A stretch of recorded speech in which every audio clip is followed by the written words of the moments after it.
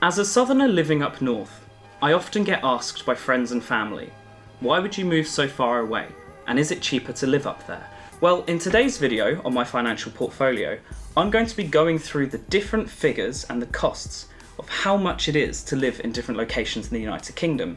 Specifically, we're going to be doing two locations. We're going to be doing the county of West Sussex, which is where I'm from, in South England, and we're going to be comparing it to the town that I live in now, Warrington, in northwest England, Cheshire. Now, I have 7 different subjects which I'm going to cover. I'm going to be covering rent, wages, food shop cost, car insurance, home bills, petrol cost, and childcare.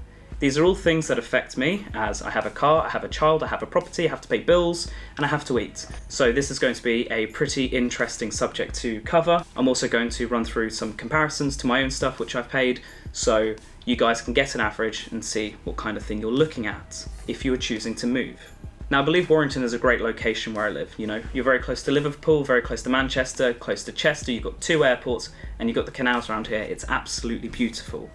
However, in West Sussex, you have the beach, you have the South Downs, you have the beauty, and you have easy connections to London. Not saying that you can't jump on a train from Warrington Bank Quay straight to London, you just have a little bit easier access down there. Obviously, taking that into consideration, London does affect the prices of West Sussex.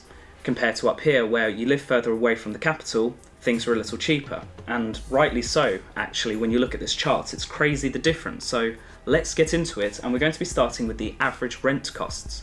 Now, I pulled these figures from Rightmove, where the average rent cost in West Sussex is £1,619 per calendar month, and the average rent cost in Warrington is £716 per calendar month. I do believe those figures are pretty accurate as well. When you jump onto Rightmove at the moment, properties down south are extortionate. When I lived there, I was paying £1,350 for a uninsulated, tiny, mid-terrace 2-bedroom house with no parking. It was dingy, it was cold, it was dreadful. But I was paying a lot of money. However, the property that I had before, in Warrington, because I lived in Warrington, went south and came back, I was paying £475 per calendar month for a lovely, beautiful 1-bedroom flat in a gated community. I now have a very spacious 2-bedroom property where I'm paying £750 per calendar month. So, of course, it is a bit more. If I never moved down, this property would have been a lot cheaper, as I'm aware what my neighbours pay here, and I'm paying a bit more than them, which is a bit unfair. But it's all good at the end of the day. But that's just the way life goes. Now let's get on to wages. Wages are a big thing. The average wage in this country is around £28,000 per annum. It hasn't really changed much over the last 20-30 years. So to compare these figures to the average of the country is quite remarkable actually, with the average wage in West Sussex, according to Total Jobs, is £27,000 per annum. Now that figure is definitely believable. It's almost on par with the average of the country. However, when you compare it to the Warrington's figure, which I pulled from Salary Expert, that is a staggering £37,412 per annum as of April the 1st, 2024. That is a difference of £10,412 per annum more that you are earning up here compared to the south. Now, I did notice this years ago when I lived in Warrington before.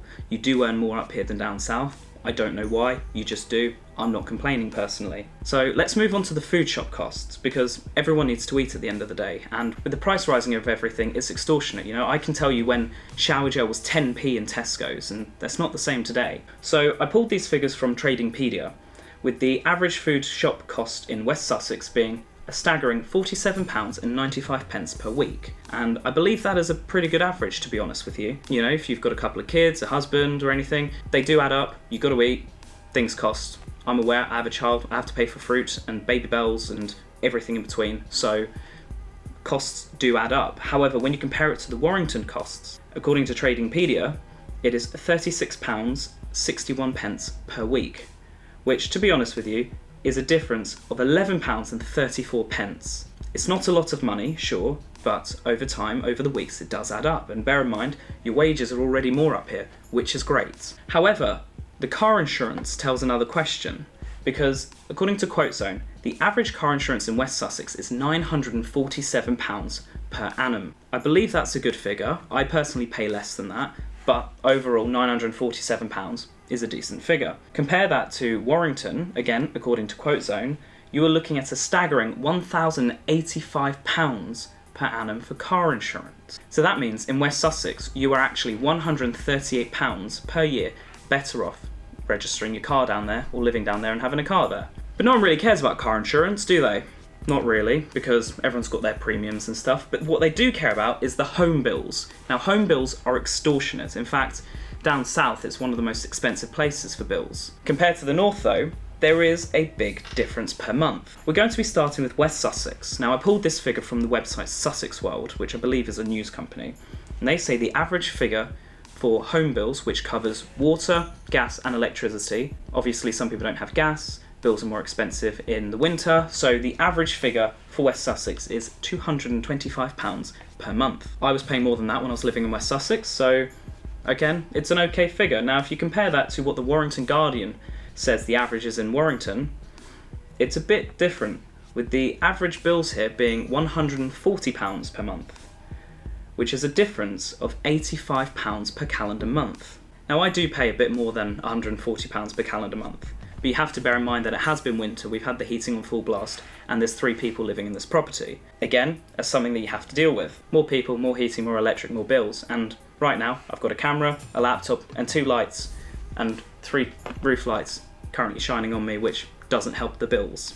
Petrol costs is what's next. Now, petrol has been an extortionate thing at the moment. I've seen petrol going as high as £2.30 per litre, and when I started driving I could get fuel for 89p per litre. So it is a staggering difference in fuel costs. However, the averages of April 2024 in West Sussex, according to the website Fleet News, is £1.54.18 per litre.